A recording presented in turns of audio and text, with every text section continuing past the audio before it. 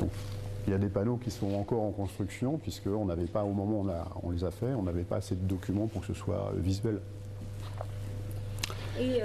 Alors pour la petite anecdote, ça peut toujours vous intéresser, ouais. donc j'ai retrouvé la famille de l'auteur. D'accord. Par contre, la famille de l'auteur vit à Tahiti, donc j'ai pas pu...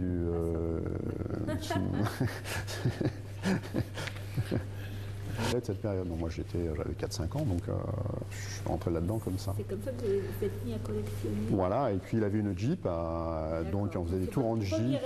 De gamin d'avoir une traction. D'accord. Donc le jour où j'ai su, bien des années plus tard, que ma grand-mère avait fait partir à la ferraille une de Dion Bouton, là ça m'a fait main au cœur. Donc la traction, ça maquillait la voiture avec les sigles FFI dessus, voilà. Drapeau bleu, blanc, rouge, pour cette expo, et c'est là qu'on a lié amitié. D'accord. Donc, et là, à l'heure actuelle, j'ai rapatrié une seconde Jeep de combien hier. de véhicules? Comment? Combien de véhicules de collection? Moi j'ai la traction une Jeep, sinon il y a l'autre Jeep, il y a un GMC, il y a un Dodge 6.6, il y a 3 Dodge. On fout la frangine dehors. Beaucoup à la Seconde Guerre mondiale, et puis on s'est connus par hasard. Voilà, alors maintenant il a une belle collection de photos d'époque. Et voilà, maintenant, puisque... moi je suis collectionneur maintenant. Et puis disons, dans l'association, je fais un peu office de rat de bibliothèque. Ah, bientôt les papiers, voilà. J'ai retrouvé ma frangine des archives. Et donc hier, il y avait Bertrand, qui lui est notre webmaster. Et donc, bon, c'est par amitié qu'il est rentré aussi dans l'histoire. Voilà. Et donc, vous collectionnez aussi des objets liés, bien sûr. Oui, pour rendre un petit peu les choses plus visuelles, en fait. Obligatoirement, sinon que les papiers, ça ira pas. Bah, que les papiers, c'est un petit peu aride. Voilà, c'est ça, il faut lire. Donc, si on veut lire tout ce qui est exposé, on en a quand même pour 2 petites heures. Ouais. Ah bah oui, il y a tellement de choses. Donc, voilà, c'est... Donc pour les gens un peu plus jeunes, quand ils viennent avec leurs enfants, c'est pas mal qu'ils voient des trucs. Il faut que ce soit vide. Voilà. Et alors donc il y a des photos de véhicules à différents endroits, des photos d'époque. Ce qu'il faut savoir, c'est que les soldats allemands, en fait, quand ils ont envahi la France, ils avaient leur appareil photo. On cherche, ça demande une journée à dépouiller un carton qui est au service des... Et alors donc ce qui est vraiment intéressant, c'est qu'en fait, ils voulaient déplacer leur mitrailleuse d'ici à là. Et donc on a la position exacte, parce que ça, cette route-là existe toujours.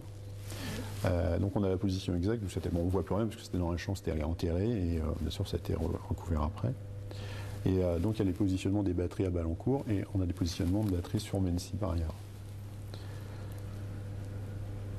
Et donc autour de... Donc tout ça c'était pour défendre la poudrerie du boucher. Donc ils avaient des batteries lourdes tout autour et des batteries mitrailleuses à côté. La poudrerie n'a jamais été attaquée, en fait. Donc c'est pour ça qu'ils n'ont jamais tiré. Ils sont passés au-dessus. Ils sont passés au-dessus. Ils sont passés au-dessus, ils ne l'ont pas vu parce qu'elle était dans les arbres.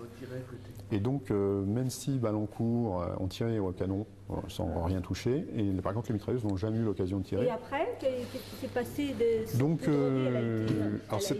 alors la poudrerie, au niveau de la poudrerie, ils ont évacué une partie du matériel et tout le personnel a été évacué dans la pu emmener, ils l'ont détruit ou enterré.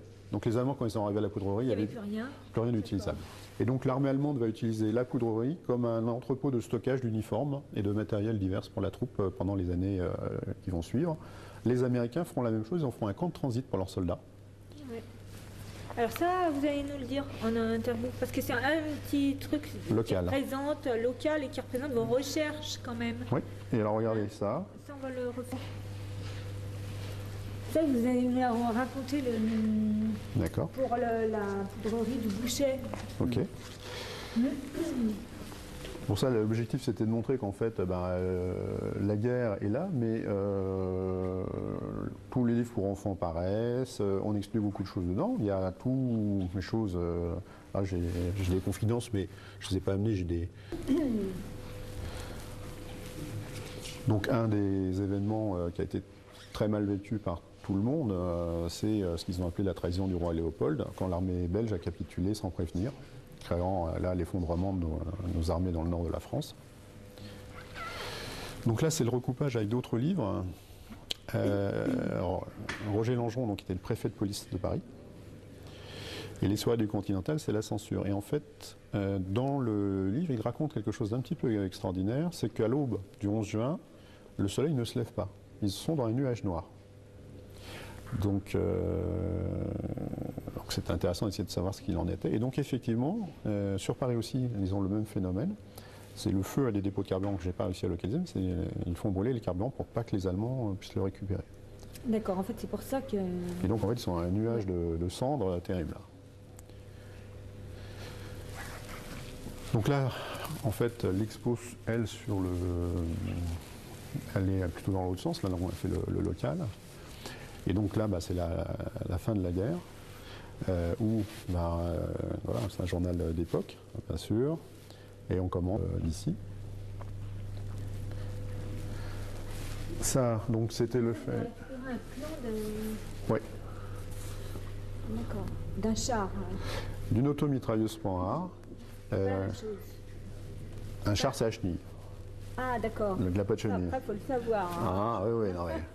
Et donc, il y a eu des gens, donc, combien on ne sait pas exactement, en tout cas, ils en parlent dans le livre, toujours de nos mitrailleuses non pas tirées. Donc, début juin, il y a eu au repos ici un groupe de personnel qui servait des automitrailleuses, qui attendait de récupérer des automitrailleuses en provenance du dépôt Ici, à Fontenay. D'accord. Ils attendaient de nouvelles automitrailleuses, parce que les leurs avaient été détruites ou ils avaient dû les abandonner durant les combats du nord de la France. Ils attendaient que Montlhéry, matériel à Montlhéry, leur fournisse de nouvelles automitrailleuses.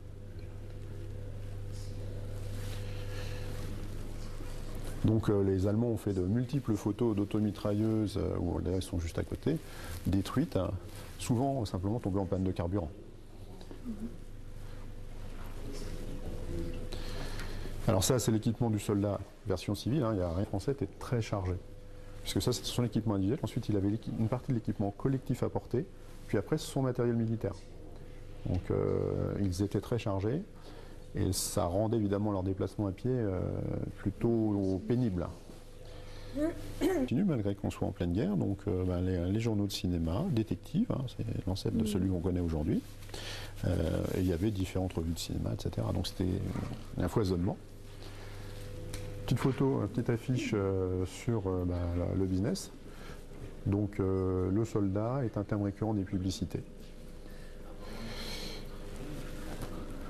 Alors ce qu'il faut savoir, c'est qu'on met en avant durant cette période le fait que l'armée française, en fait c'est l'armée française et de son empire, donc avec tous les uniformes un petit peu chamarrés de l'empire. Et on a du mal à équiper tout le monde. Donc on va racheter aux civils des effets. Donc ici on a de la publicité à la Manu France pour les officiers pour qu'ils achètent les radios, les stations. D'accord. Donc ça c'est une partie de l'équipement collectif. Donc ça c'est pour le café le matin, ça s'appelle un plat 4 quarts, donc il y en avait une pour 4 soldats.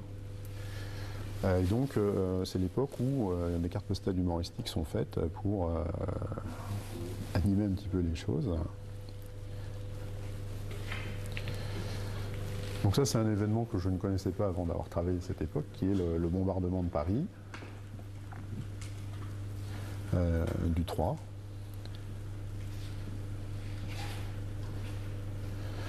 Et donc on a retrouvé dans les archives de l'armée de l'air les sorties des avions de chasse de Bretigny qui sont intervenus pour essayer d'abattre la vague de bombardiers. Voilà, donc au total 12 avions et demi abattus, 6 probables, avec le détail. Donc ça c'est des photocopies, des documents. Donc ça c'est une... Que vous détenez, c'est ça? D'une documentation qui a été faite dans les années 70. Toute une série en fait qui a été faite sur la bataille de France aérienne par les anciens des forces aériennes françaises. Et donc ils avaient interviewé à ce moment-là les pilotes allemands et ils racontent son aventure. Qu'est-ce qu'il faut faire, etc. Donc ça va être pour ça qu'on va avoir des masques à gaz dans ces étuis. On va voir après sur beaucoup de photos où en fait tout le monde doit se déplacer avec son masque à gaz puisque leur grande crainte c'est l'utilisation des bombes à gaz. Les fenêtres, là on explique comment on organise une batterie de défense antiaérienne et les abris, donc Comment éteindre un incendie. Donc ils expliquent qu'il faut Ça, c'est distribué dans les écoles? C'est distribué dans les écoles, ça. Hein. C'est distribué dans les écoles. Par contre, on voit que si les choses sont claires, parce que ça ressort dans la presse, c'est sur Paris Match, le Paris Match de cette époque qui s'appelle Match, ils expliquent quel est le problème des puissances des canons avec ce qui se passe. Par contre, on voit que le dispositif officiel d'alerte aérienne, Ça tourne pour moi.